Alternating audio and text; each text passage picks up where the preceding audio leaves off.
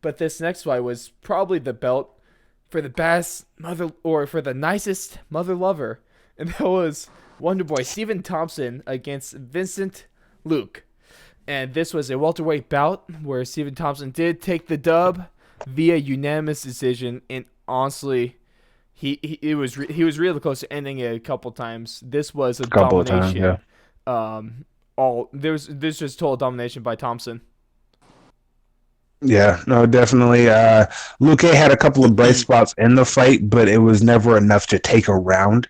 And then he kept moving and landing shots. Whenever Luque landed, he landed. It was back and forth a lot, but it was always back and forth, and then Thompson would take over, and then back and forth, and then Thompson would take over. So Thompson kept taking every single round. Mm-hmm. I felt Luque didn't continuously take it to Thompson, even though he did keep pressing forward. He was getting just tagged every time he took a step forward. Thompson was right there tagging him, moving out the way. In two cases, Thompson had with side kicks that knocked him back. Even at one point, he did a side kick that knocked him down, and he patted him on the back and smiled at him. Like, Who the fuck that's does something that? you see all the time. Who the fuck Like, he does didn't that? charge him. He didn't run at him. He didn't try to punch his face off. He kicked him, side kick, a legal kick, nothing wrong with the kick, perfectly fine. The other guy falls, and he stood there, let him get up, patted him on the back, smiled at him, gave him a thumbs up, and said, "Let's keep fighting." Who does that? Oh, only the nicest mother lover in the game. Blake, what were your thoughts on this fight?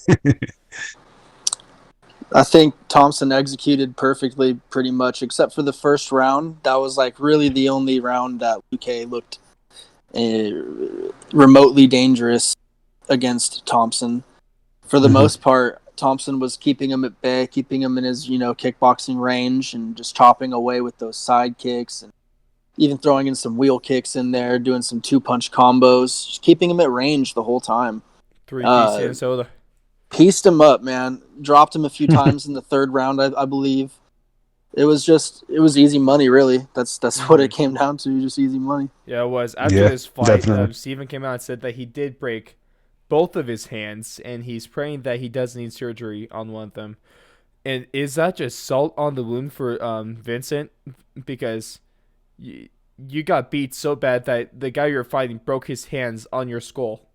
How does that make you feel? I mean, yeah, it kind of is, but at the same time, it's so not common. But to break your hand, you could doing anything. You could punch the wrong part of somebody's skull. Yeah. You could punch at the wrong angle. It's just so many different things. It could be from the amount of punches landed, but at the same time, with that adrenaline going, you feel it, but you don't. No. So like you keep punching. So it kind of is because both hands. That I feel like if it was only one hand, I would say no. But the fact that it was both hands and he kept messing you up like that, I feel like that's also the reason Thompson didn't finish the fight because of the fact that his hands were broke. He wasn't. Yeah, you couldn't put that extra power that he needed to finish it. So, but that's probably man, the when people reason why keep he throwing didn't when they break their shit in person, tell me, was it like I think it was last summer? The same card is that shithole of a fight of Lewis and Nagano. I think that was, what was it, Paul Felder that broke his arm throwing a spinning back fist? Yeah, I believe he did break his fist on that. He broke his hand, he broke his arm throwing a spinning back fist, right? Against Mike Perry. That's right, thank you. But he broke his arm throwing a spinning back fist, and then with the same arm, he threw multiple spinning back fists after breaking it. That's fucking bad. Yeah, it's just. The thing is, if you don't throw it, you start noticing the pain. So you kind of just keep throwing it, hoping that you can just finish the fight or get out of there. Because if you stop throwing that fist and you just let it rest, that's when the pain kicks in. So you just have to keep throwing it because that's your best chance of getting through the rest of the night. Damn near, I guess, man. But that was another solid fight. My question for you guys is who does Thompson fight next now? Ooh. Because you look at the top here, we got Kamaru Usman's the champion. He's fighting Colby Covington. He's ranked I can't wait for that fight. Tyron Woodley is ranked number 1. Mm-hmm. Jorge Masvidal is ranked number 3. Leon Edwards is ranked number 4. And Rafael Dos Anjos is ranked number 5. I think he fights Dos Anjos. Have these changed since Saturday? Or are these updated ones? I believe so. Is Jorge still only number I 3? believe. Who's number? Wait, who's number Yeah, 2? he's number 1. I mean, he's number 3. Number 1 has to be Colby because that fight hasn't happened yet. Mm-hmm. And then Woodley, he only lost to the champ, so you can't move him out that spot. Okay, that's And so that's why Woodley is he's 3. currently number 1. Colby's 2. Okay, Jorge's gotcha, 3. gotcha. Leon 4. DA 5. Man, Yeah, I think he fights Dos Santos. That's my bet. Yeah, I Steven think Thompson is currently ranked number 9. I think he definitely moves into I think he moves to number 5 after this fight. Yeah.